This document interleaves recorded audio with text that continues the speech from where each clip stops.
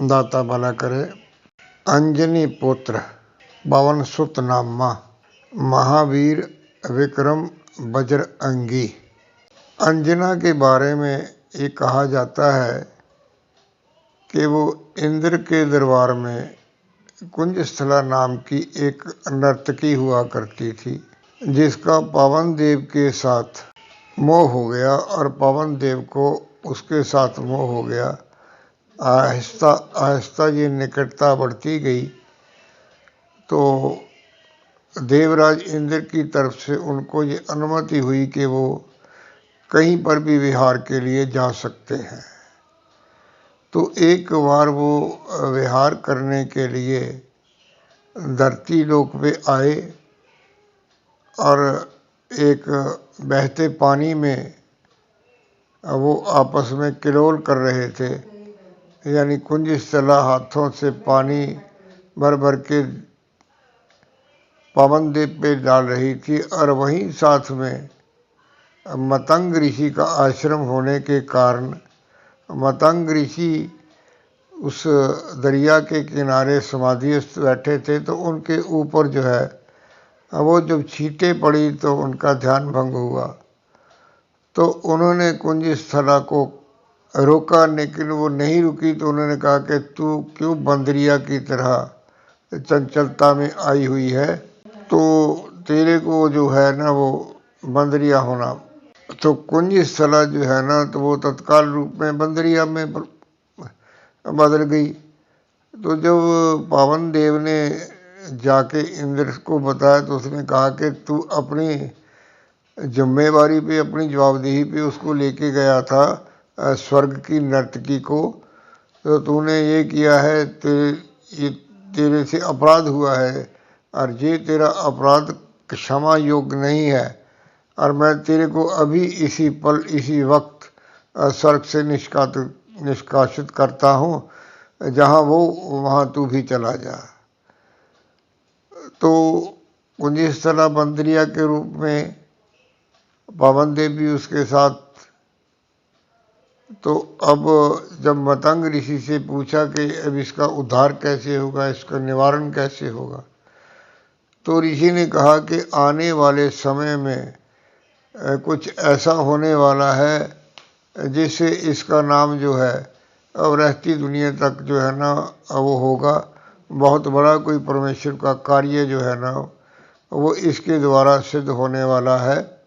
हाँ, मैं इसको ये वर देता हूँ कि ये जब चाहेगी ये जो है ना मानुष्य रूप में आ सकती है और बंदरिया रूप में इसको जन्म लेना पड़ेगा। तो ये उसको जो है वो आशीर्वाद भी मिला। तो उसके बाद कहते हैं कि अब शिव की आराधना करो। तो शिव की आराधना के लिए जो पर्वत पे गए तो वहाँ शिवलिंग के सामने बैठ के वो अपनी साधना करने लगी। तो इसी के साथ जो अंजनी और केसरी का जो नाम आता है, अंजनी पुत्र पवन सुत नामा, महावीर विक्रम बजरंगी। तो हनुमान जी को महावीर कहा गया है कि उससे बड़ा कोई ताकत वाला कोई था ही नहीं। विक्रम यानी कि उनसे ज़्यादा कोई कर्मष्ट नहीं था। महावीर विक्रम, कर्मों से भी ऊपर से विक्रम। बजरंगी यानी वज्र होता है पत्थर के समान, उनके अंग हो गए। बजरंगी के जो साथ जुड़ा हुआ जो वाक्य है वो आगे चल के आएगा। महावीर सब जानते हैं कि बहुत बड़े बड़े काम किए हैं उन्होंने, तो इसलिए उनको महावीर कहा है। सो इससे जब अब हम आगे चलते हैं, महावीर विक्रम बजरंगी कुमति निवार सुमत के संगी।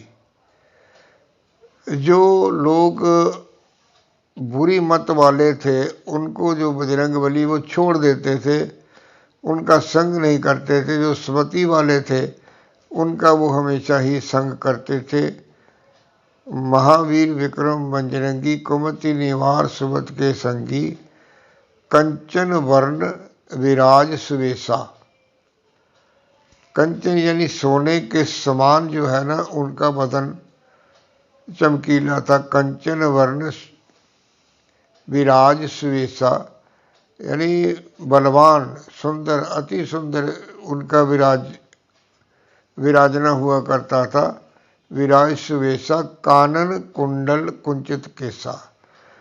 अब कानों में जो उनके कुंडल थे तो वो देवी मति जो है ना उसने घोर तपस्या करके ये कुंडल जो है ना वो वरदान रूप प्राप्त किए थे और उनसे एक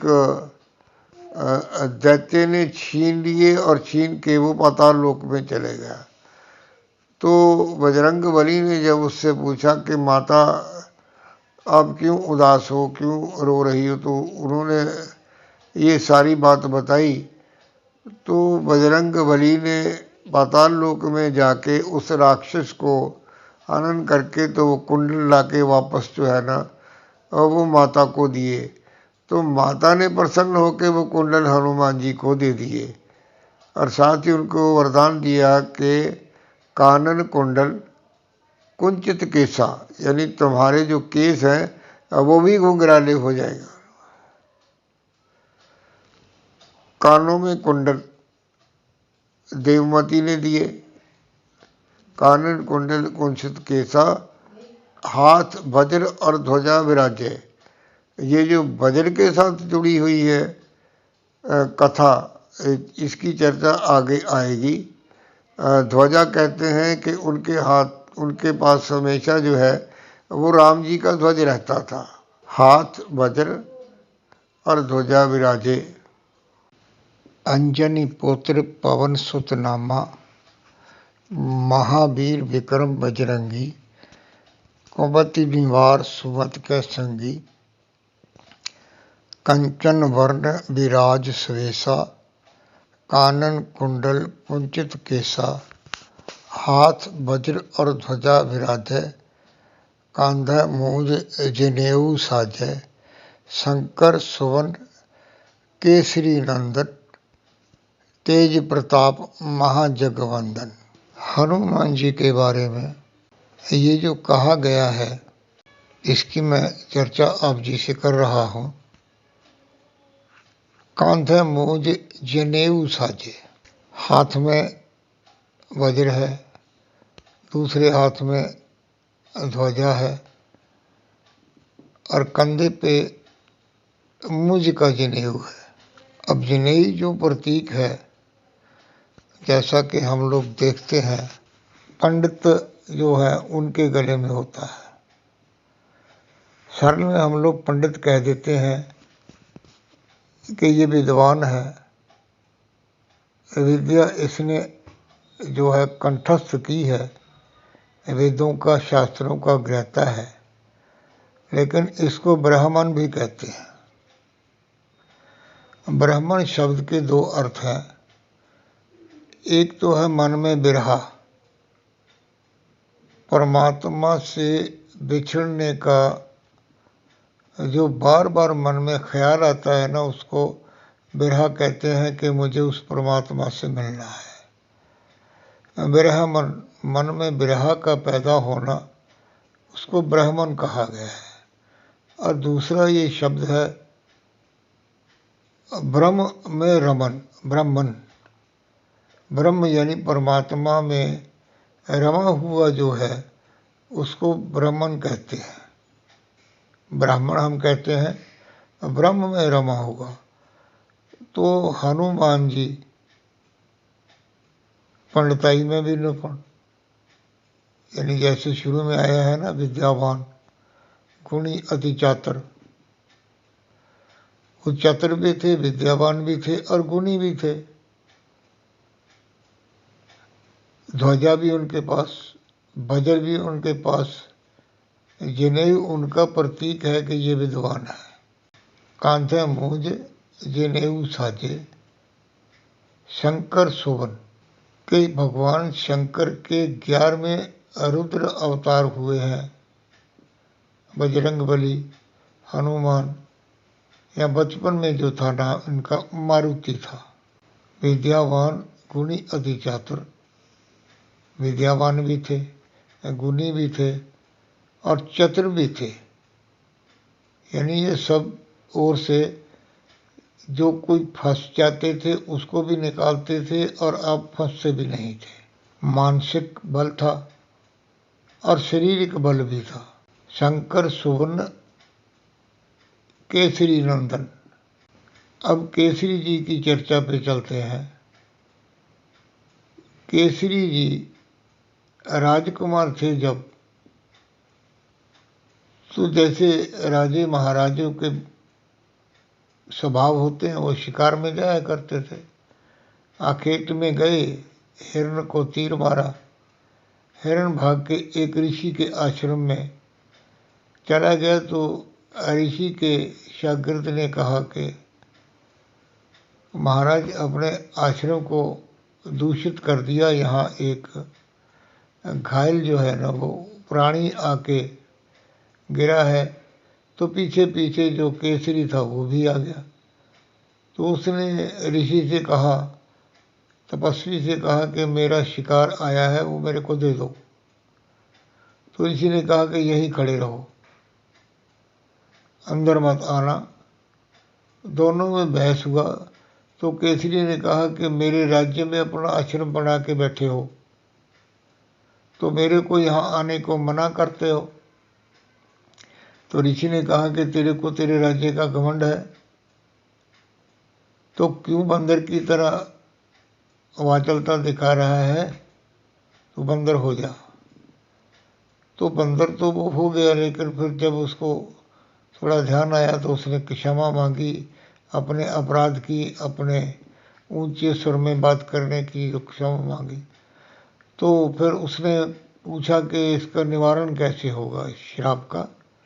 तो उन्होंने कहा कि शिव की आराधना करो, क्योंकि आने वाले समय में आपके माध्यम से कोई बहुत बड़ा परमेश्वर का कार्य होने वाला है। और यही मैं आपको कहता हूँ कि शिव से वरदान लीजिए और मैं आपको साथ ये आशीर्वाद देता हूँ कि जन्म तो बंदर के रूप में होगा, लेकिन जब चाहोगे मानुष रूप में आ जाओगे। तो कहते हैं कि उनको नारद जी मिले, उन्होंने कहा कि भाई जाओ कैलाश पे जाओ और वहाँ शिव जी की आराधना करो।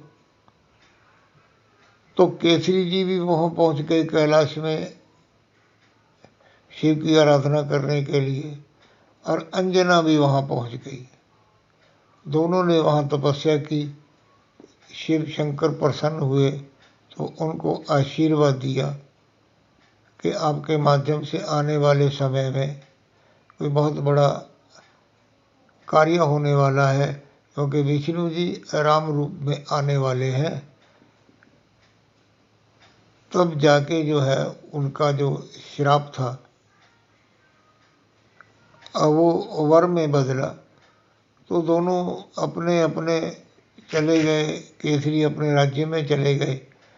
तो अंजना जो है वो कुंजर प्रदेश के जो महाराज हुए हैं उनके घर में पुत्री के रूप में जन्म लिया। और अंजना को जो मतंग ऋषि ने श्रापित किया था तो वो उन्हीं के आश्रम की सेवा करने में जाया करती थी। और उनका एक बार कहते हैं कि यज्ञ की रक्षा के लिए किसी बलवान को रक्षा करने के लिए आना था तो केसरी वहाँ पर पहुँचे। तो केसरी वहाँ पर पहुँचे, यज्ञ की रक्षा की, और वहाँ अंजना भी थी। तो वहीं पर ही मतंग ऋषि ने इनको भविष्य में भी देखा और इनका भूतकाल भी देखा, और ये तो वही है। तो उनकी वहाँ पे जो कहते हैं कि शादी करवा दी। तो पहले आया ना अंजनी पुत्र पवन सुत नामा, अब यहाँ आ गया केसरी नंदन। अब अगर गहराई से विचार करेंगे तो इन लाइनों को पढ़ेंगे, सोचेंगे, तो मारुति यानी हनुमान जी के नाम के साथ 3 नाम जुड़ गए उनके पिता के रूप में। पवन सुत, सुत कहते हैं बेटे को। केसरी नंदन, नंदन भी कहते हैं बेटे को। और शंकर सुवन, ये भी पुत्र को कहते हैं। अब शंकर जी और विष्णु जी ने अपनी मंत्रणा करके अपना अंशा अवतार और पवन देव को दिया कि इसको अंजना के गर्भ में स्थापित कर दो। पवन देव ने किया, शंकर जी ने दिया, और केसरी क्योंकि उनके पति थे अंजना देवी के, तो नाम उनका आ गया। तो कभी कभी किसी भी नाम से इनको पुकारा जाए तो बात एक ही है, अंजनी पुत्र पवन सुत नामा, केसरी नंदन, शंकर सुवन, ये सब एक ही बात में आके जो है ना टिक जाते हैं, केसरी नंदन। इसके बाद जो मैंने कहा था कि मैं बजर की जो आप जी के साथ बात करूंगा आगे चल के, तो जब बजरंग बली थोड़े बड़े हुए तो इनकी शिक्षा दीक्षा का प्रबंध किया गया, गुरुकुल में इनको भेजा गया पढ़ने के लिए। वहाँ जाके पढ़े तो जब बड़े हुए तो कहते हैं कि भूख लगी तो माता ने कहा कि जाओ जो लाल फल है वो खा लो। जब वो अपने कहते हैं कि रसोई में गए तो वहाँ उनको लाल फल तो दिखा नहीं, तो उन्होंने देखा कि सूर्य जब सुबह से उदय होता है ना तो वो वैसा ही होता है जैसे फल होता है। माता ने कहा था, उसने कहा अरे इतना बड़ा फल, तो मैं उसको खाता हूँ, क्योंकि पवन देव का आशीर्वाद था। तो पवन देव ने उनको उड़ना सिखाया था, पवन देव ने उड़ान भरना था वो सिखाया था। तो हनुमान जी उड़ लिए और उड़े तो पहुँचे सूर्यदेव। सूर्यदेव को कहते हैं कि उन्होंने मुंह में निगल लिया। एक तो कहानी ये है सूर्यदेव के लिए हनुमान जी के साथ जुड़ी हुई, और दूसरा कुछ विद्वानों का ये कहना है कि हनुमान जी के गुरु के रूप में सूर्यदेव ने ज्ञान करवाया, और सूर्यदेव ने जो ज्ञान दिया वो ज्ञान समस्त सृष्टि का ज्ञान था, और उसको हनुमान जी ने ग्रहण कर लिया। तो कहते हैं कि दोनों बातें ही आती हैं कि ज्ञान का अंधकार भी हो गया और सूर्य के प्रकाश का अंधकार भी हो गया। तो ये दोनों बातें जो है ना ये प्रचलित हो गई। तो जब देवताओं ने देखा कि ये एक बालक ने आके सूर्य देव को निगल लिया है, तो इंद्र देवता जो थे, स्वर्ग के अधिपति थे, उन्होंने हनुमान जी के मुंह पे अपने वज्र से यानी अपने हथियार से, जो उनका विशेष हथियार है, उससे जो है ना वो वार किया। उससे वार करने से क्या हुआ कि हनुमान जी मृतप्राय होके जो है वो पाताल में चले गए, गिर गए वहाँ जाके। तो जब तलाश शुरू हुई तो पवन देव ने देखा कि मेरा पुत्र, मेरा बच्चा कहाँ गया। तो वो वहाँ गए, क्योंकि हनुमान जी की माता ने पवन देव से ये वरदान लिया था, भरोसा लिया था कि आप हमेशा मेरे पुत्र के साथ रहोगे और उसकी हर संभव रक्षा करोगे। तो पवन देव ने पाताल में जाके जो है ना वो हनुमान जी को देखा कि ये तो मृत प्राण पड़े हैं। तो उन्होंने अपने जो उनके अंशज थे उन सबको कहा कि सब वापस आ जाओ, और सब धरती और सब आकाश, सबकी जो प्राणवायु है ना उसको रोक दो।